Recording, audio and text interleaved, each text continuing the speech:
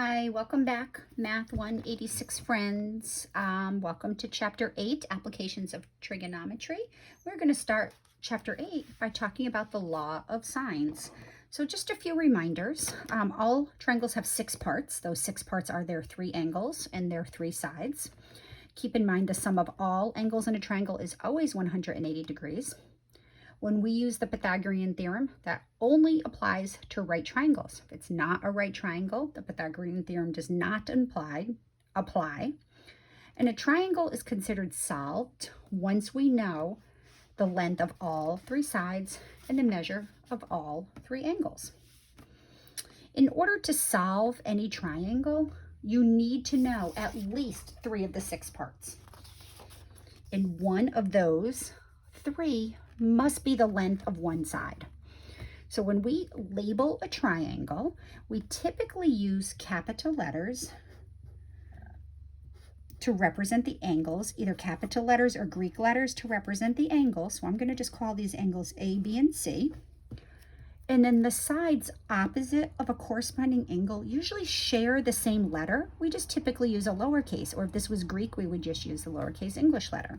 So this is going to be lowercase a.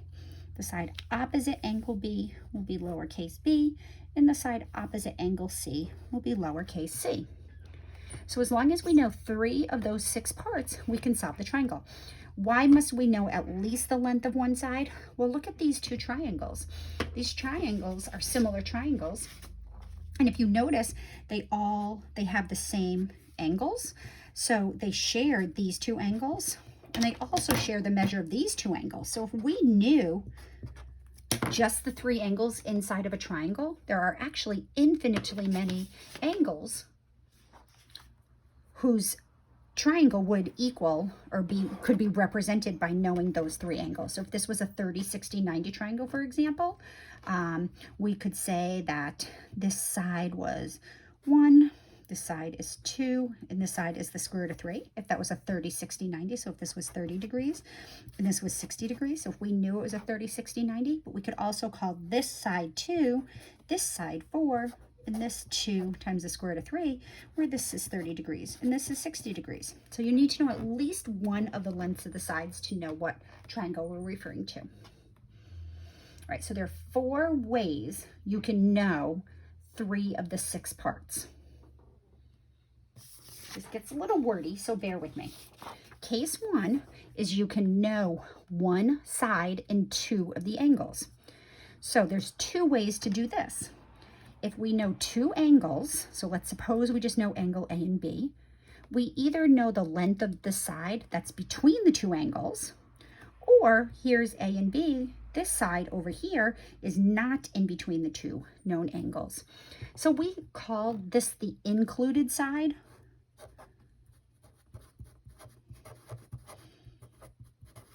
because it's between the 2 known angles.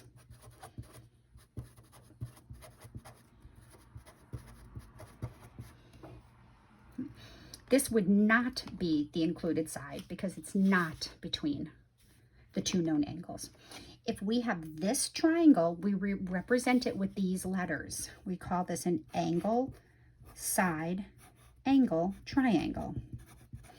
Don't sweat too much about identifying the names or the labels of the triangles. There's going to be an easier way for us to go about this, or identifying which to use in which scenario. So when we have an angle, we have another angle here, and when we put the S in between the 2 angles, it's understood to be the included side between the angles, between the known angles. Where this guy is an angle, and a side, we don't put the S in between the 2 A's. So this is the non-included side.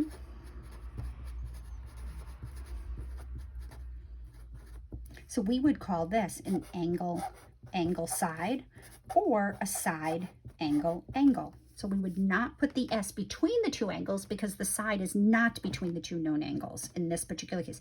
If we happen to know this angle in the upper corner up here, then this would be a side, angle, side. Nope, sorry, an angle, side, angle.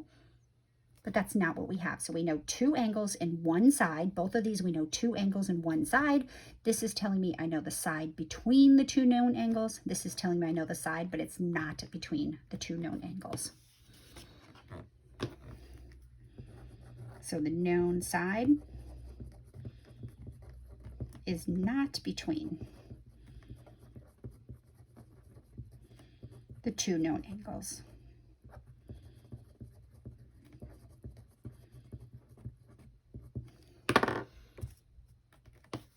All right, case 2 is you know two sides and a non-included angle. So here we know two sides, and this is a non-included angle, because if we knew these two sides, this guy right here would be the included angle. We knew these two sides because that angle is made up by those two sides. So this would be the included angle, and I'm assuming I don't know it. I know this non-included angle. So if we know two sides, there's one included angle and two non-included angles. So we call this a side-side angle, or we can call it an angle side-side. So this is a side-side angle or an angle side-side triangle. So this is the non-included angle.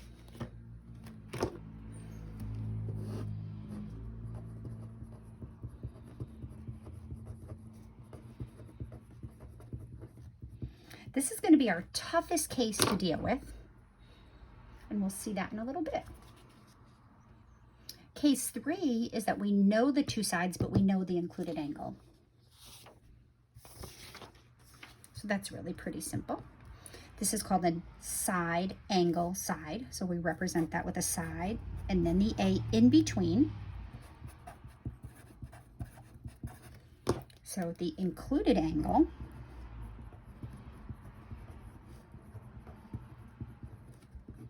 between the two known sides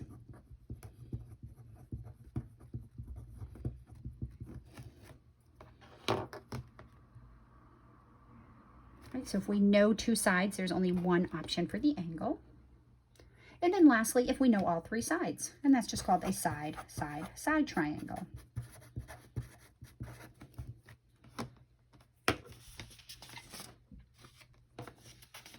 All right, so there's a couple of things going on here. We're either going to be working with cases 1 and 2 or cases 3 and 4. So cases 1 and 2, we're going to use, if we have an angle side angle, a side angle angle, angle angle side, and side side angle, or an angle side side, we're going to use the law of sines.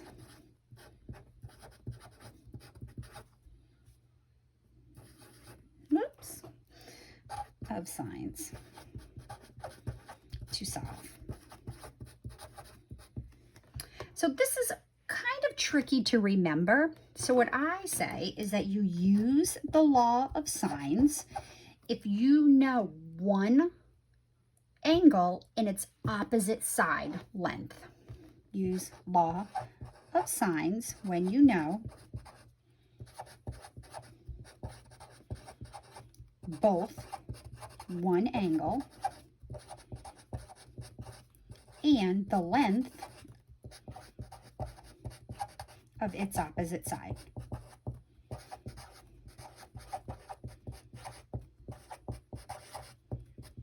Otherwise, we're going to use the law of cosines to solve.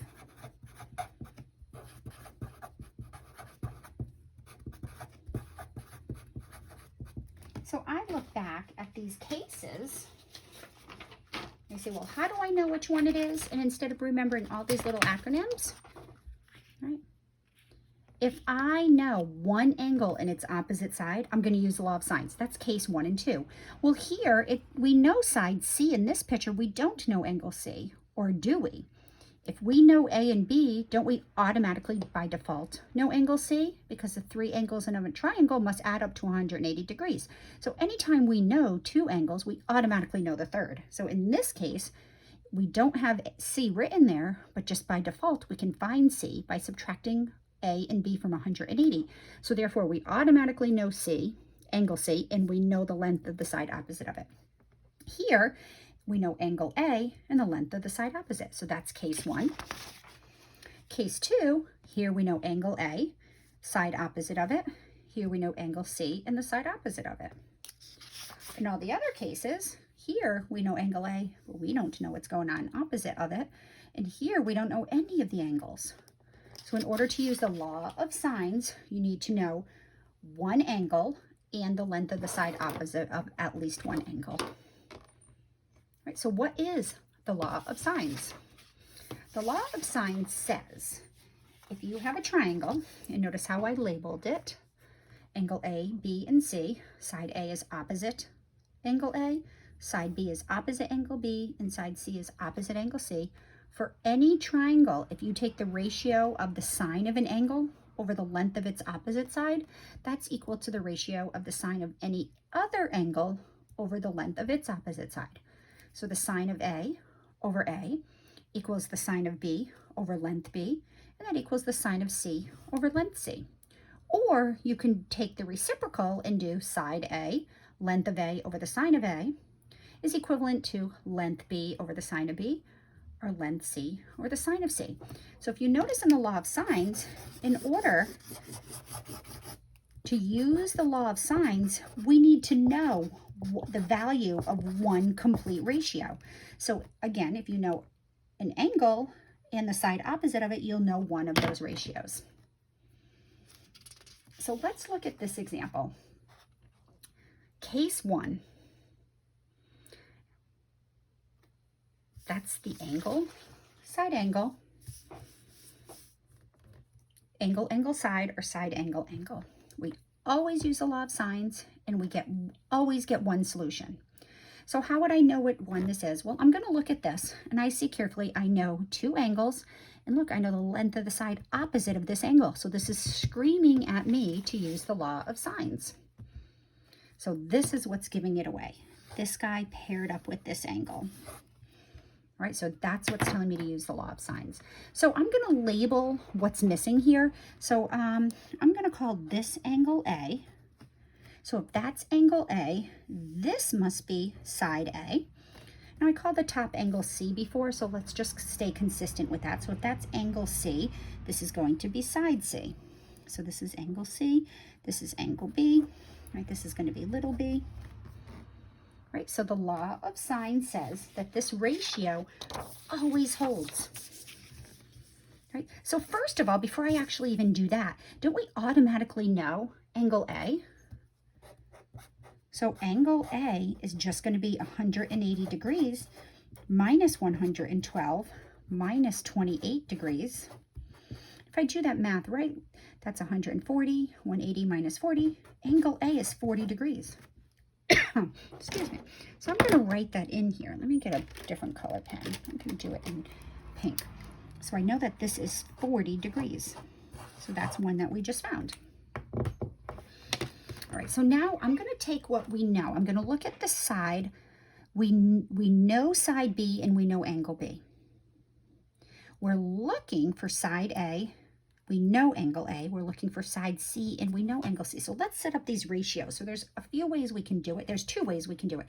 We can either use the sines on the top. In that case, we would have the sine of 40 degrees all over side A, which we don't know, is equal to the sine of angle B, which is 28 degrees, all over side B, which is 10.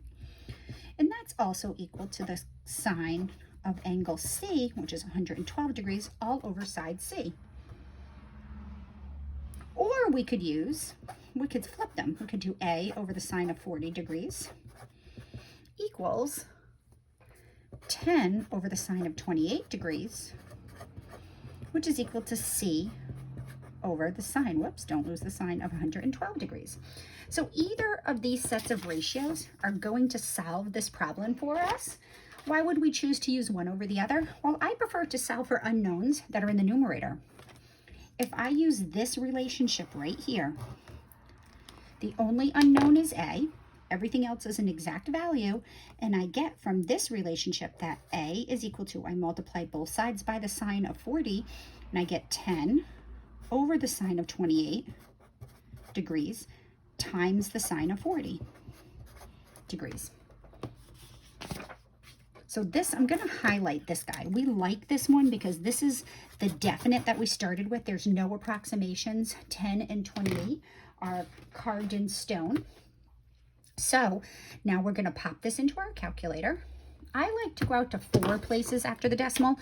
Make sure that you are in degree mode if your problem is in degrees. I'm in degrees. So we're good. So I'm going to do 10. Not sure if you can see that, but you can also do this. Divided by the sine of 28 degrees. I'm going to hit enter, and then I'm going to multiply that by the sine of 40 degrees. I'm going to get 13, sorry, I know it's dark, 13.6917. I like 4 places. Just make sure you follow the directions in your assignment. 13.6917. Keeping in mind, this is the length of a side, so I do not use the degree symbol. Right, so we just found side A, so let me label that here. I know that this is 13.6917. So we know B is 10, so all that's left is C. So I am going to, once again, it's not advisable to use this ratio to find C because A is not an exact value unless you put this whole mess in there. Use the ratio that we started with originally. That's an exact value. Right, so we get from this ratio, the B's and the C's, that 10 sine 28 degrees is equal to C over the sine of 112 degrees.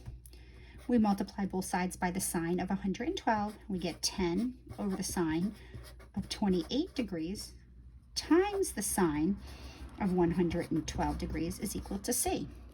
So C is approximately equal to, I'm sure you can do this in your calculator, sine, I'm going to do 10 divided by the sine of 28 first. I hit enter, and then I'm going to multiply that by the sine of 112. So make sure you're practicing this so you can get it in your calculator correctly. I got 19.7495. And again, remember, C is the length of a side.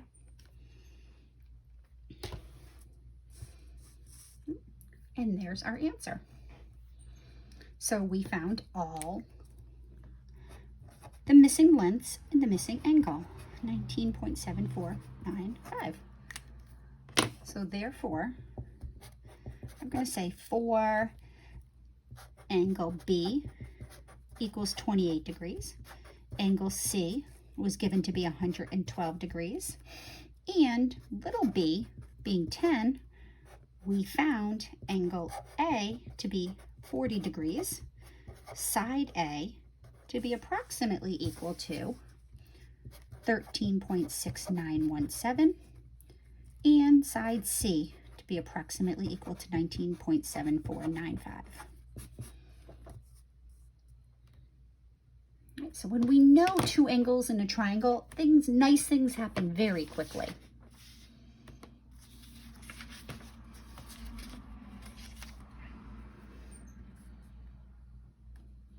Let's look at the next guy. All right, so we know 1 angle and 2 sides. So we don't automatically know one of the other angles like we did in the previous problem. Whenever we know 2 angles, we can automatically find the third. Easiest problem to solve. This gets a little bit trickier. We know 1 angle and we know the side opposite of it. So this is the super important relationship here. Right there, okay? So let's label the rest of this. I'll call this guy B, right? That angle B, so that will be little b. Let's call this guy A, so little a will be 2, and then what's missing is angle C inside C. Right, so we're gonna write the sine of, let's see, I guess it doesn't matter what we use. We know more tops, so why don't I do the sine of 46 degrees, sine of A all over little a is equal to the sine of B, which we don't know, all over little b, which is equal to, we don't know either one of these, right? Oh no, little b is 20, sorry, there we go, don't forget that. B is 20, all over the sine of angle C, all over side little c. So this is going to be our guiding ratio right here. Now what I want you to notice is what kind of triangle this is. We know two sides and a non-included angle. So this is an angle, side, side triangle, or a side angle, angle triangle. So we can call it a side, side angle, or an angle, side, side. So I don't know if you notice, right? But angle, side, side spells out the word ass. And I point this out for a reason. I say, don't let this problem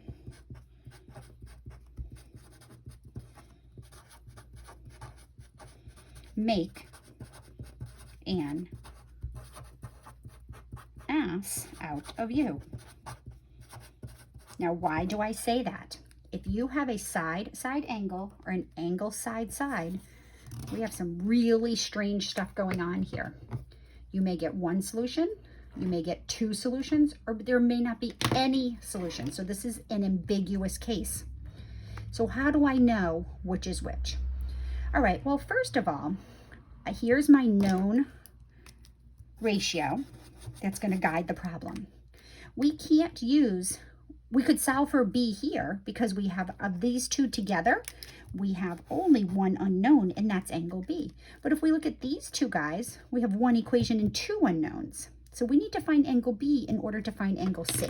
So let's work with this right here. We have the sine of 46 degrees all over 2 is equal to the sine of B all over 20.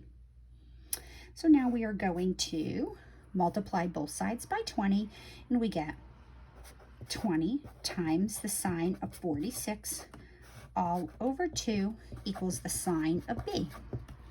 Now we have to think back to our chapter 7 stuff. If we know the sine of an angle, how do we find the angle?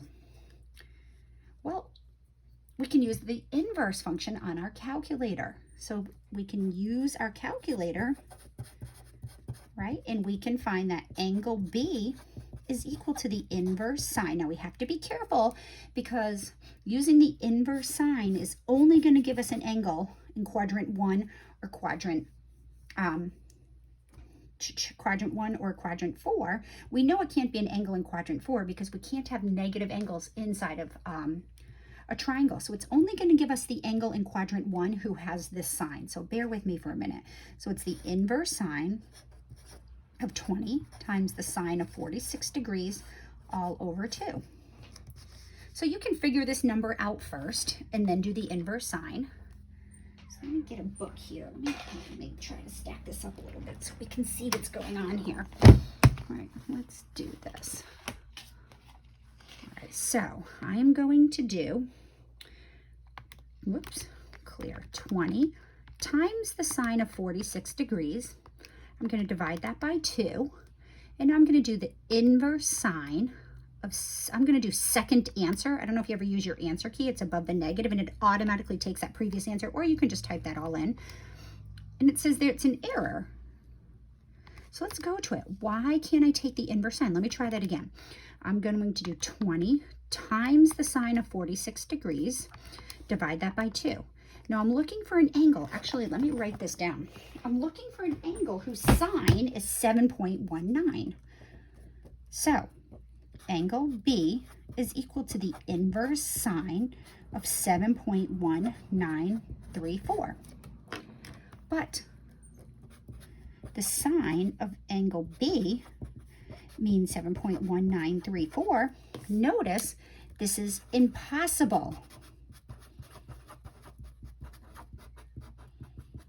7.1934 is greater than 1.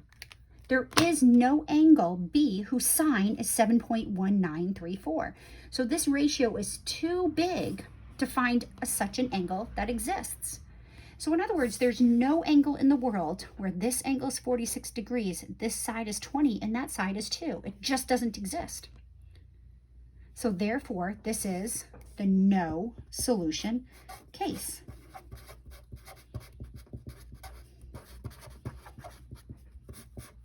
So when you do one of the ratios and solve for the sine of one of the angles, if this sine of one of the angles identifies as a value bigger than 1, then no such angle exists.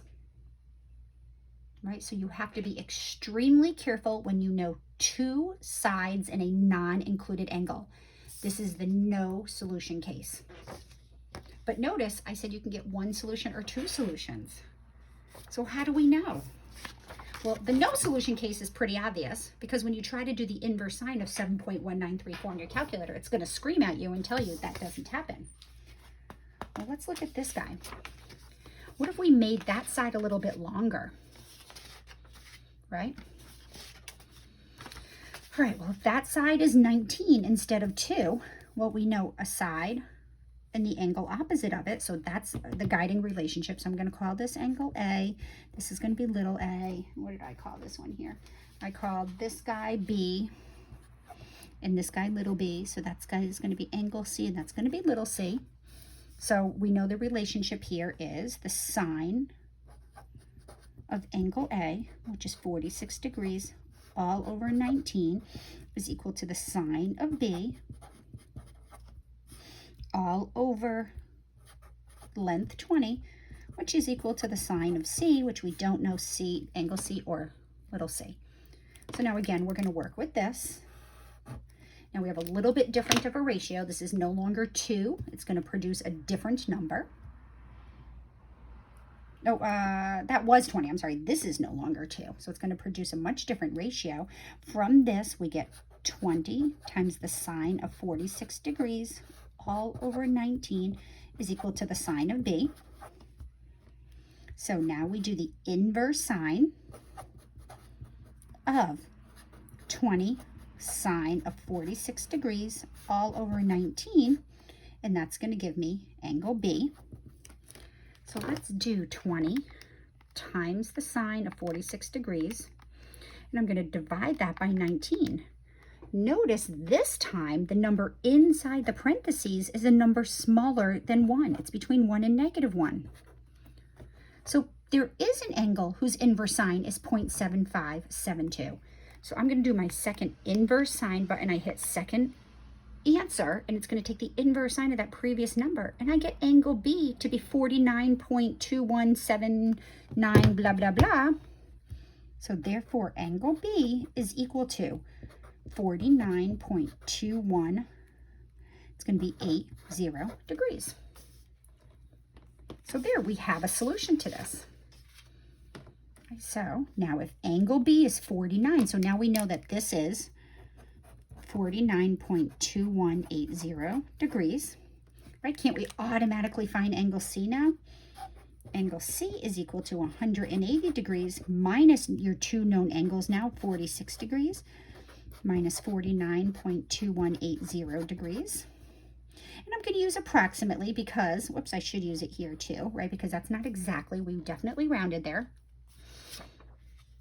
All right, so 180 minus 46 minus 49.2180, and we're going to get 84.782 degrees. So now I know that this angle is 84.782 degrees. So now I still need to know, so I know angle C, right? I found angle B. So all we need to now know is side C. So even though angle C was an approximation, I would use these two because we have two exact values, one approximation, where if we use these two together, we would have two approximations in the same equation. So I'm now going to use the ratio that the sine of angle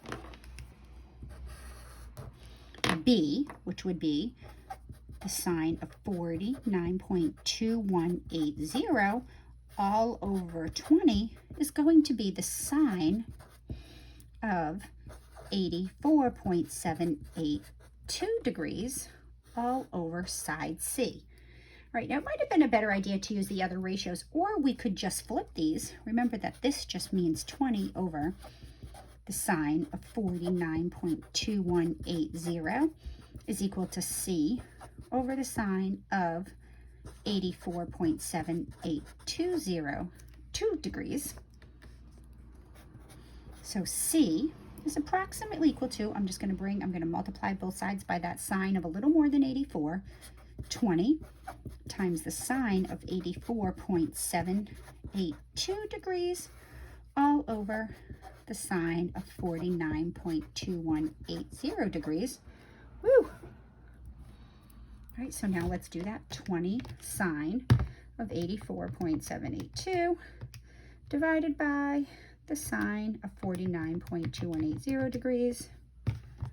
And we get C to be approximately equal to 26.3036. Remember, C is the length of a side. So therefore, we started out with angle A equals 46 degrees. We had little b equals 19 and little a, be careful, little a, and little b equal 20. We found that angle B is about equal to 49.218 degrees.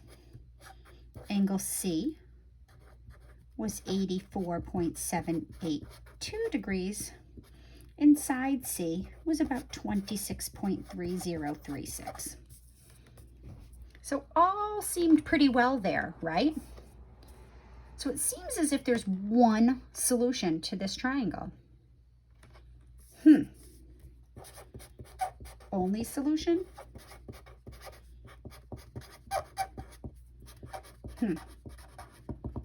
So, seeing there's a solution, there could be an additional solution. How to tell if there's an additional solution? All right, we are going to go back right here. Right here. We're going to go back here. Let's revisit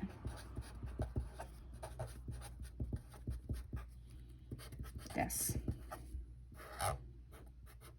Right?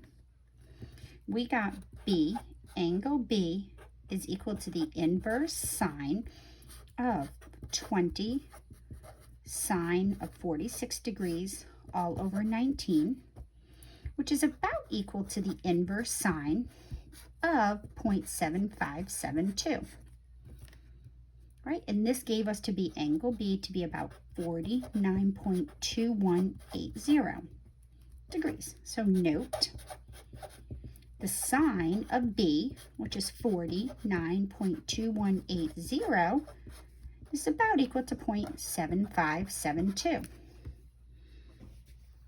But remember, all angles in a triangle have to be less than 180 degrees.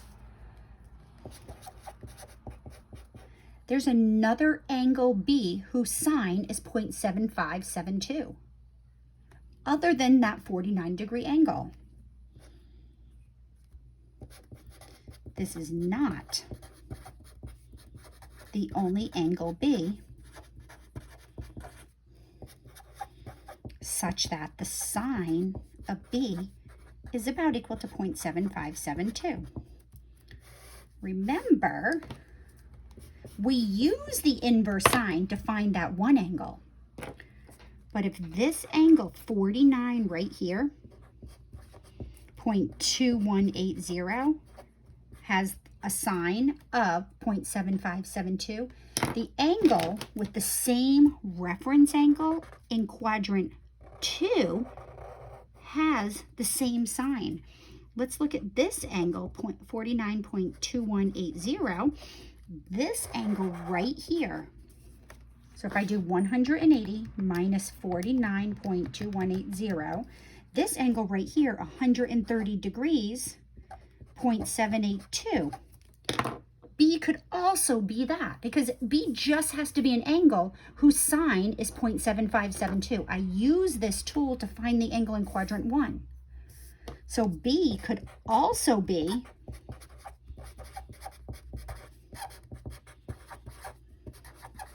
130.782 degrees. That's an angle that makes sense. So if we revisit our triangle, it looks something like this. We know that this is 46 degrees. We know this side is 19 and that side is 20. Right? If that's 46 degrees, B could also be 130.782 degrees.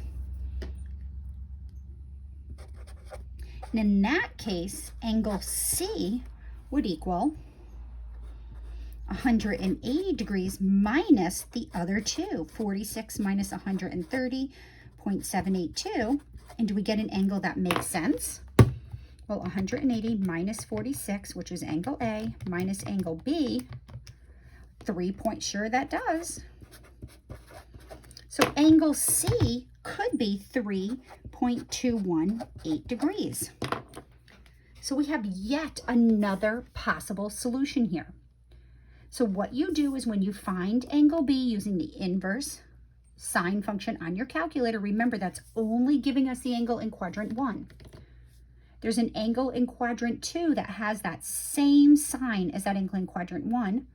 It's the angle with this reference angle. So you do 180 minus that angle and you get the second possible angle.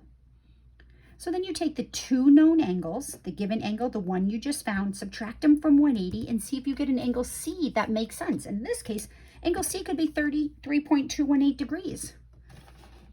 So now I can find side little c. Now that we know angle C.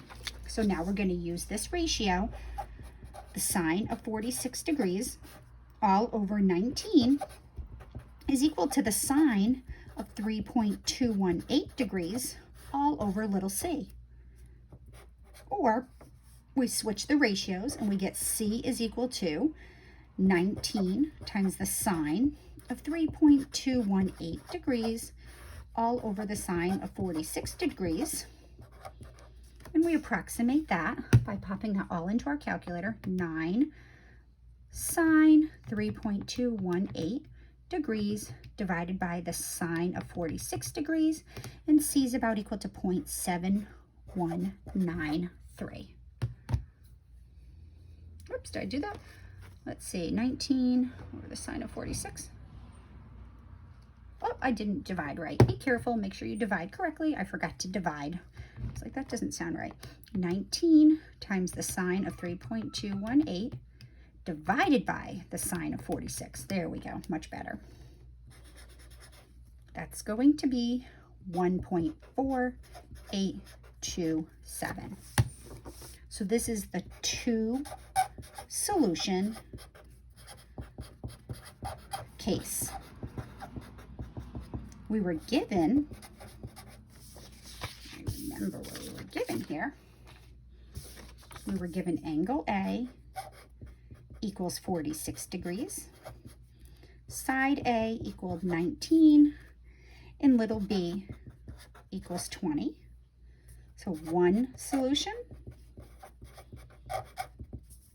we could have angle B equal to 49, I'm just going to say 49.2 degrees. And that will give me angle C, which would be 84.8 degrees. And then we would need to know side C, which is about equal to 26.3. The other solution, angle B, could be 130.8 degrees. And in that case, we would get angle C to be about equal to 3.2 degrees. And side little c was about 1.48.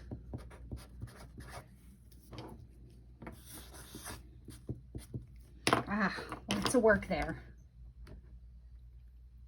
All right, one more. This time we're given the triangle in a little bit different of a way. We're just given the parts of the triangle and not given the visual. But we could draw this if we want. It doesn't really matter how we draw it. I have no idea if this is the shape of the triangle, but I do know that if this is 48 degrees, I know the side opposite is 10 because it's always understood that the same letter side is opposite that angle. So if I call this angle B, this would be little b and that would be side 8. So then what's remaining is C in little c. So once again, this is the ratio that we know, and that's going to govern the problem. So we know the sine of 48 degrees all over 10 is equal to the sine of B all over 8, which is equal to the sine of C all over little c. So once again, I'm going to work with the ratio that I know completely and the one ratio that's only missing the one part. From this, I get that the sine of B, I'm going to bring that 8 over, is 8 times the sine of 48 degrees all over 10.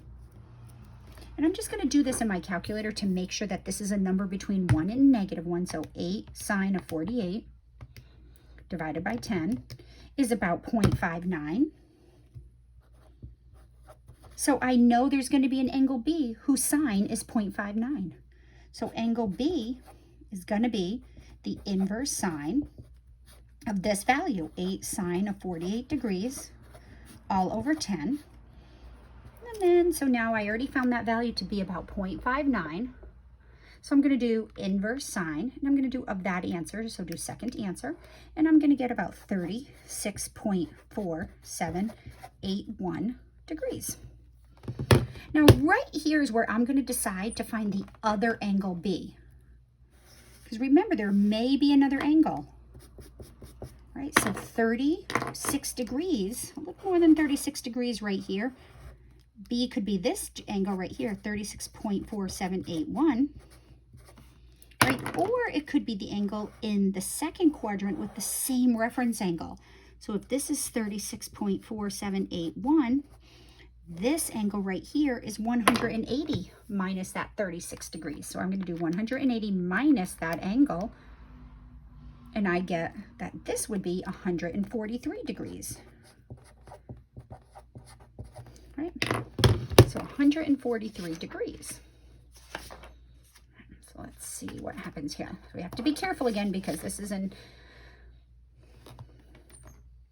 angle side angle. So, or angle B could be about 143.52 degrees. So both of those angles satisfy this criteria. So I have what we know is angle A is equal to 48 degrees. Side A is 10, little side B is 8. So we know that angle B could be 36.4781 degrees, or angle B could be 143.52 degrees. Right? And so we can treat these as two separate problems. Well, if angle B is 36.478, then we automatically know angle C is going to be 180 degrees minus the 48 of A minus the 36.4781 from angle B. So we'll do that on our calculator. 180 minus 48 degrees minus 36.4781. We're going to get angle C is about 95 degrees, and we can proceed with this. But if angle B is 143.5 degrees, that tells me that angle C must be 180 degrees minus angle A, the given angle 148, minus 143.52 degrees.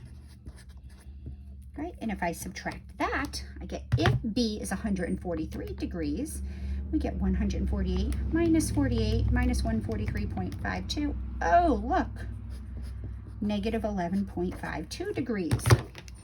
Angles inside of a triangle cannot be negative. So remember, in the last problem, when we used either value of B, we got two angles for C that made sense. So B cannot be this, and it's going to be the one solution case.